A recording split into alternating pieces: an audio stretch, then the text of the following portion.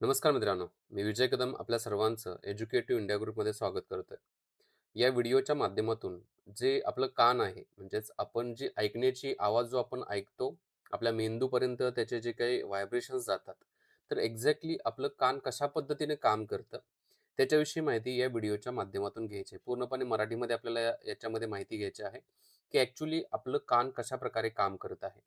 आता एकूण जर आपण बघितलं तर ह्युमन इयर असं म्हणण्यात आले. माणसाचा जो कान असेल, तो 3 भागामध्ये डिव्हाईड करण्यात आलेला आहे. पहिला भाग जर बघितला, त्याला बाह्य कर्ण म्हणण्यात आलेला आहे.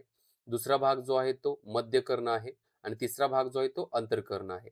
इथं जर तुम्ही बघितलं, याला जर डिव्हाईड करण्याचा प्रयत्न केला, तर इकडचा हा बाह्य कर्ण, तिथून इथपर्यंतचा जो भाग आहे, त्याला मध्य कर्ण म्हणण्यात आलेला आहे आणि इथून इकडचा जो भाग आहे, त्याला काय म्हणण्यात आलं तर अंतर्कर्ण म्हणण्यात आलेलं आहे. आता वन बाय वन आपण जर माहिती घ्यायला गेलो, तर काय-काय सांगितलं जाते बघा. आता बाह्य कर्ण, इथं जर तुम्ही डायग्राममध्ये बघितलं, या आकृतीमध्ये, तर बाह्य कर्ण देण्यात आलेलं आहे बघा या ठिकाणी. आता बाह्य कर्णच्या बाबतीमध्ये काय-काय सांगितलेलं आहे. एक म्हणजे बाह्य कर्ण जे आहे, याच्यामध्ये कर्णपिशविका किंवा याला आपण काय म्हणतो पिन्ना असं म्हणण्यात आलेलं आहे. आता पिन्नाचं एक्झॅक्टली काम काय राहतं, की कानाच्या बाहेर दिसणारा जो भाग आहे, तो राहतो आणि ज्या ध्वनी लहरी ज्या आहेत, म्हणजे बाहेर जो आपण आवाज बघतो ना, तो आवाज पकडून कानाच्या आतपर्यंत पोहोचवण्याचं काम जे आहे ना, या पिनाच्या माध्यमातून केलं जातं. यालाच कर्ण जे आहे म्हणजे इथला जो भाग आहे, इथून काय केलं जातं तर आवाज जो आहे तो आत जातो. कर्णमध्यची पोकळी जी आहे या ठिकाणी. त्याचबरोबर हा कुठून जात असतो तर कर्णनलिकेच्या माध्यमातून हा आवाज आतमध्ये जात असतो बघा, ठीक आहे. दुसरा जो आहे तो कर्णमार्ग, जो मी आता तुम्हाला म्हटलं, की ध्वनी लहरी जी असतील, जो आपला आवाज जो आहे ना, हा कर्णपटलापर्यंत पोहोचवण्याचं काम जे आहे, या एअर कॅनल किंवा कर्ण मार्गाच्या माध्यमातून केला जातो बघा.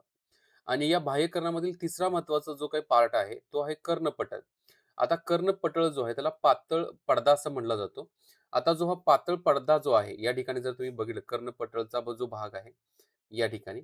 तर या ठिकाणी काय होतं, तो जो आवाज होतो, तो आवाजाचं एक व्हायब्रेशन तयार होतं. एक कंपन आपण म्हणतो ना, हे कंपन तयार होत असतं आणि हे जे कंपन आहे, हे कंपन एक पहिल्या म्हणजे रूपामध्ये एका पहिल्या टप्प्यामध्ये तयार होतं आणि त्या ध्वनी लहरी जी आहेत, म्हणजे जो आवाज आहे ना, आपण जो ऐकलेला आवाज, त्याचं एक यांत्रिक कंपनामध्ये म्हणजे त्याला आपण म्हणू शकतो, की एक मेकॅनिकल व्हायब्रेशन जे आहे ना, त्याच्यामध्ये रूपांतर होत असतं. ओके. म्हणजे इथपर्यंतचा जो भाग आहे, हा भाग आपण बघितला, की हा बाह्यकरणाच्या माध्यमातून केला जातो बघा. म्हणजे ही जी वर्किंग प्रोसेस जी आहे, ही बाह्यकरणाच्या माध्यमातून केली जाते.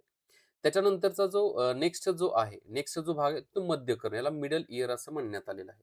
आता मिडल इयर जो आहे, याच्या बाबतीमध्ये सांगायचं म्हटलं तर हा भाग जो आहे ना, हवेने भरलेल्या म्हणजे पोकळीच्या विभागात म्हणजे जो आकार असतो, पोकळी असते ना तशा पद्धतीने बनलेलं असतं. त्याच्यामध्ये कर्णपटल व अंतर्कर्ण यांना जोडण्याचं काम जो आहे ना, या मध्यकर्णाच्या माध्यमातून केलं जातं बघा.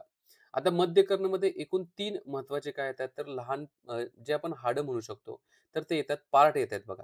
याच्यामध्ये मॅलियस असेल, दुसरा जो आहे तो इन्कस असेल आणि तिसरा जो आहे तो स्टेप्स असेल. म्हणजे हे 3 भाग येतात. त्याला हत्ती, निहाय आणि रकाब मराठी भाषेमध्ये म्हटलं जातं. हे शरीरातील सर्वात लहान हाडांच्या मध्ये येतात बघा. आता यांचं काम काय राहतं म्हणजे जर तुम्ही इथं मध्यकर्णचा जर या ठिकाणी जर भाग बघितला, 1 मिनिट.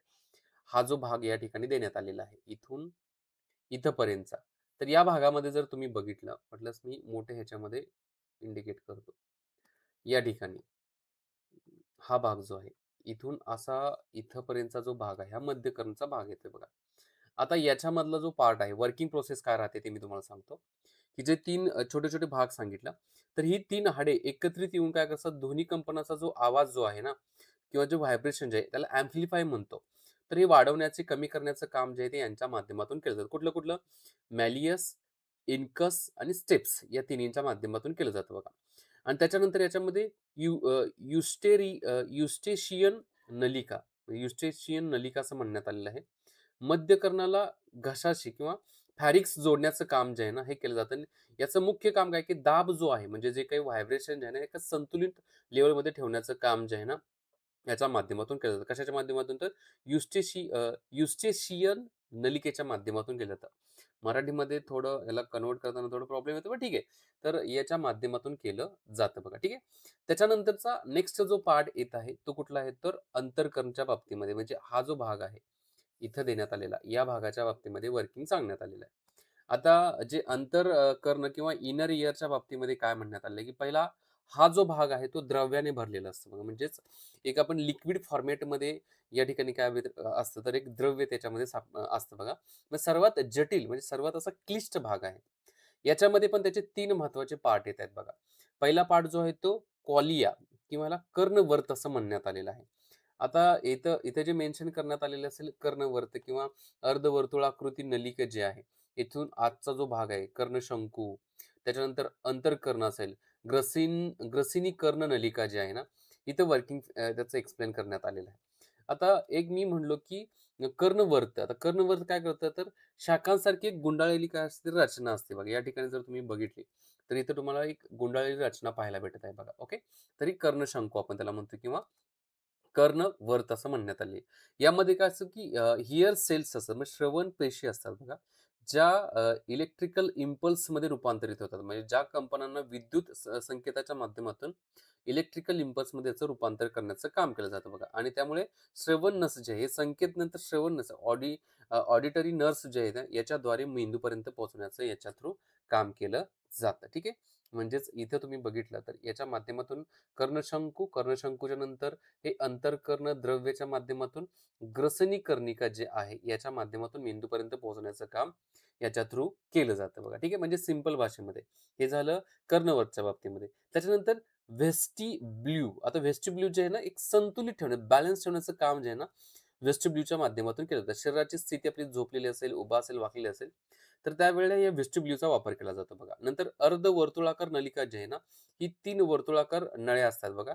डोक्याच्या हालचाली असेल, गोल फिरणे, वाकणे यांचा अंदाज घेऊन संतुलन ठेवण्याचं काम जे आहे ना, या अर्धवर्तुळाकार नळीच्या माध्यमातून केलं जातं बघा. ठीक आहे. म्हणजे थोडक्यात आपल्याला इथं कळलं की कशाप्रकारे मानवी आपलं जे कान आहे ते काम करत असतं. आता सगळ्यात महत्त्वाचं की ऑडिटरी नर्व्हस जी आहे तिला नस आपण म्हणतो बघा. ती श्रवण नस काय करत असते या आवाजाला अ, याच्यामध्ये रूपांतरित असते श्रवण नसेच्या माध्यमातून ऑडिटरी कॉर्टेक्सच्या माध्यमातून याचं एक प्रॉपर विश्लेषण तयार केलं जातं. सांकेतिक विश्लेषण आणि त्या आवाजाला आपण काय करत असतो तर ओळखत असतो. म्हणजे अशा प्रकारची एक क्लिष्ट आहे, पण ही एक देवानं दिलेली रचना आहे. अशा प्रकारचं आपलं काम करत असतं. जर आपण स्टेप वाईज जर बघितलं, तर जो बाहेरचा आवाज जो आहे, हा कर्णनलिकेच्या माध्यमातून आत प्रवेश करतो. दुसरा कर्णपटलावर तो आदळतो आणि त्याच्यानंतर त्याचे व्हायब्रेशन तयार होतात. व्हायब्रेशन तयार होऊन तो मध्य कर्ण म्हणजे मध्य कर्णाच्या हाडापर्यंत काय केला जातो तर पोहोचतो. आता मध्य कर्णाच्या हाडापर्यंत पोहोचल्यानंतर त्या व्हायब्रेशनचं जे काही कॉलियममध्ये पोहोचतो, तिथून त्याचं विद्युत संकेतामध्ये रूपांतर मेकॅनिकल नाही सॉरी मी इलेक्ट्रिकल जे व्हायब्रेशन्स जे आहेत त्याचं रूपांतर होतं. त्याच्यानंतर श्रवण नस जे आहेत हे संकेत मेंदूपर्यंत पोहोचण्याचं काम करतात आणि त्याच्या माध्यमातून काय होत असतं तर एक आवाजाचे प्रॉपर जे आहे ना आवाज आपल्यापर्यंत येत असतो. तर अशा प्रकारचे काय आहे तर इथं देण्यात आलेले वर्किंग्स आहेत बघा. ठीक आहे. हा काय बाह्यकर्ण, मध्यकर्ण आणि अंतर्कर्ण इथं मेन्शन करण्यात आलेलं आहे. सिंपल पद्धतीने आपलं जे कान आहे ना अशा प्रकारे वर्क करत असतं. अशा प्रकारच्या व्हिडिओसाठी चॅनलला सबस्क्राईब करा, व्हिडिओला लाईक करा, जास्तीत जास्त मित्रांच्या बरोबर शेअर करा, जेणेकरून त्यांना पण याच्याविषयी माहिती मिळून जाईल. मी या ठिकाणी थांबतो. जय हिंद मित्रांनो.